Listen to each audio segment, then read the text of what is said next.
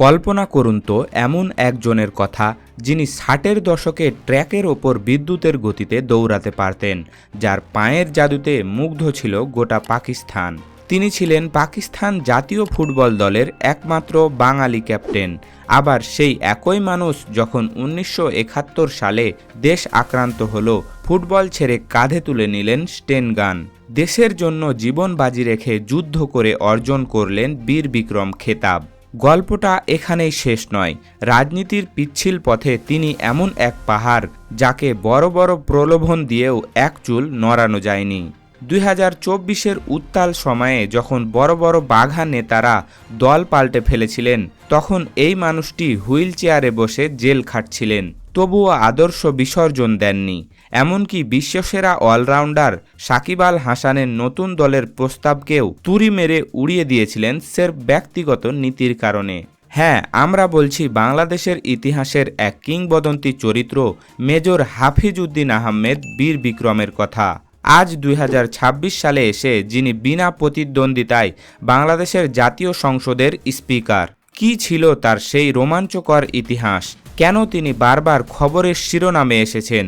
চলুন আজ উন্মোচন করি তার জীবনের প্রতিটি পরত। মেজর হাফিজের তেজ আর সাহস কিন্তু একদিনে তৈরি হয়নি। এর পেছনে রয়েছে এক শক্তিশালী পারিবারিক উত্তরাধিকার। ১৯৪০ সালের ২৯শে অক্টোবর ভোলা জেলার লালমোহনের এক অভিজাত পরিবারে তার জন্ম। ৪ ভাই আর ২ বোনের বিশাল পরিবারে হাফিজ উদ্দিন ছিলেন সবার বড়। তার বাবা ডাক্তার আজাহার উদ্দিন আহমেদ কেবল একজন নামকরা চিকিৎসকই নন, বরং সেই সময়ের তুখোর এক রাজনীতিক। ১৯৫৩ এবং ১৯৬৫ সালে তিনি দুবার প্রাদেশিক পরিষদের সদস্য নির্বাচিত হয়েছিলেন। বিরোধী দলের ডেপুটি লিডার হিসেবে তিনি তৎকালীন সরকারের চোখে চোখ রেখে কথা বলতেন। বাবার সেই রক্তই যেন মিশেছিল হাফেজের ধমনীতে। শৈশব থেকেই তিনি দেখেছিলেন কিভাবে নীতির প্রশ্নে আপোষ না করে রাজনীতি করতে হয়। তার মা কুরিমুন নেশা ছিলেন একজন রত্নগর্ভা নারী, যিনি সন্তানদের সুশিক্ষায় বড় করেছিলেন।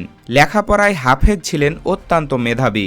১৯৫৯ সালে ম্যাট্রিক এবং ১৯৬১ সালে আইএ পাশ করার পর তিনি ভর্তি হন ঢাকা বিশ্ববিদ্যালয়ের রাষ্ট্রবিজ্ঞান বিভাগে।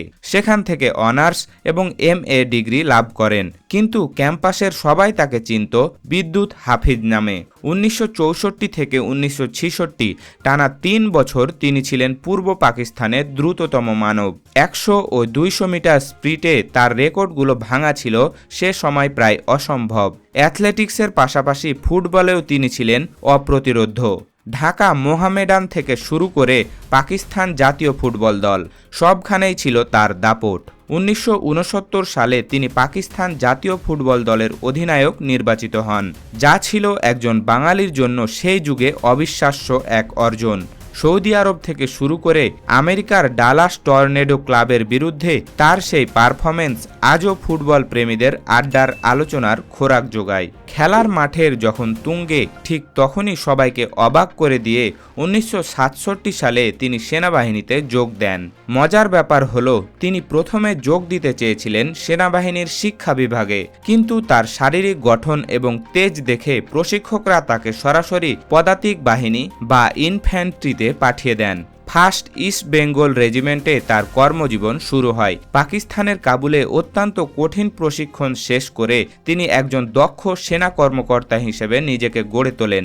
১৯৭১-এর মার্চ, দেশ যখন জ্বলছে, তখন হাফিজ উদ্দিন আহমেদ বসে থাকতে পারেননি। তিনি ছিলেন তৎকালীন ব্রাভো কোম্পানির ক্যাপ্টেন।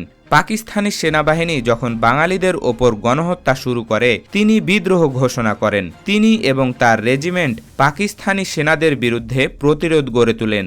যুদ্ধের প্রতিটি দিন ছিল তার জন্য অগ্নি পরীক্ষা।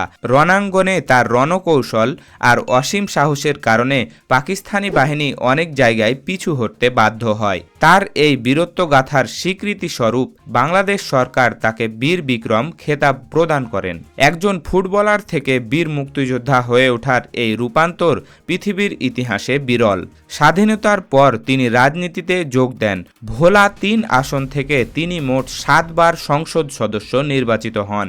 খালেদা জিয়ার সরকারের আমলে তিনি পানি সম্পদ এবং বাণিজ্য মন্ত্রণালয়ের মতো গুরুত্বপূর্ণ মন্ত্রণালয়ের দায়িত্ব পালন করেন। তবে তার আসল চরিত্র ফুটে ওঠে সংকটের সময়ে। 2007 সালের সেনা সমর্থিত সরকারের সময় যখন অনেক নেতা ভোল পাল্টাচ্ছিলেন, হাফিজ তখন নিজের দলের ভেতরের ভুলগুলো নিয়ে সরাসরি কথা বলতেন। তিনি সত্য বলতে কখনো পিছপা হননি, তা সে নিজের দলই হোক বা প্রতিপক্ষ। এই গল্পের সবচেয়ে রোমাঞ্চকর মোড় আসে 2024 সালে। দ্বাদশ জাতীয় সংসদ নির্বাচনের আগে রাজনীতি যখন উত্তাল, তখন শেখ হাসিনার সরকার চারিদিকে এক বিশাল ক্ষমতার জাল বিছিয়েছিলেন। তারা চেয়েছিল বিরোধী দলের বড় নেতাদের ভাঙিয়ে নিয়ে আসতে। সেই সময় বিশ্বসেরা অলরাউন্ডার সাকিব আল হাসান নতুন রাজনৈতিক দল কিংস পার্টির প্রস্তাব নিয়ে সরাসরি হাজির হন হাফিজ উদ্দিনের বাসায়। উদ্দেশ্য ছিল হাফিজ সাহেবের মতো ক্লিন ইমেজ আর অভিজ্ঞ নেতাকে ব্যবহার করে একটি বাজিমাত করা। কিন্তু তারা চিনতে ভুল করেছিল। মেজর হাফিজ মুখের ওপর সেই প্রস্তাব নাকচ করে দেন। তিনি পরিষ্কার জানিয়ে দেন তিনি বিক্রি হওয়ার মানুষ নন। এই দৃঢ়তা দেখে অনেকেই স্তম্ভিত হয়ে যান। সরকারের প্রস্তাব ফিরিয়ে দেওয়ার মাসুল তাকে দিতে হয়েছিল নিষ্ঠুরভাবে। প্রচণ্ড অসুস্থ থাকার সত্ত্বেও তাকে রেহাই দেওয়া হয়নি। হুইল চেয়ারে বসা অবস্থায় তাকে কারাগারে পাঠানো হয়। সেই ছবি যখন দেশ জুড়ে ছড়িয়ে পড়ে, তখন সাধারণ মানুষের চোখে জল চলে আসে। একজন অসুস্থ বীর বিক্রমকে এভাবে জেল খাটানো দেখে পুরো দেশ বিক্ষুব্ধ হয়ে ওঠে। কিন্তু জেলের অন্ধকার তাকে দমাতে পারেনি। তিনি মাথা উঁচু করেই কারাগার থেকে বেরিয়ে এসেছিলেন। সময়ের চাকা ঘোরে। 2024-এ 5ই আগস্টের পর বাংলাদেশের রাজনীতির দৃশ্যপট পুরোপুরি বদলে যায়। দীর্ঘ 17 বছরের সংগ্রাম আর ত্যাগের মূল্যায়ন পান মেজর হাফিজ। তারেক রহমান তাকে দলের স্থায়ী কমিটির সদস্য মনোনীত করেন এবং 2026 সালে 12ই মার্চ বাংলাদেশের ইতিহাসে যোগ হয় এক নতুন অধ্যায়। বিনা প্রতিদ্বন্দ্বিতায় তিনি নির্বাচিত হন জাতীয় সংসদের স্পিকার।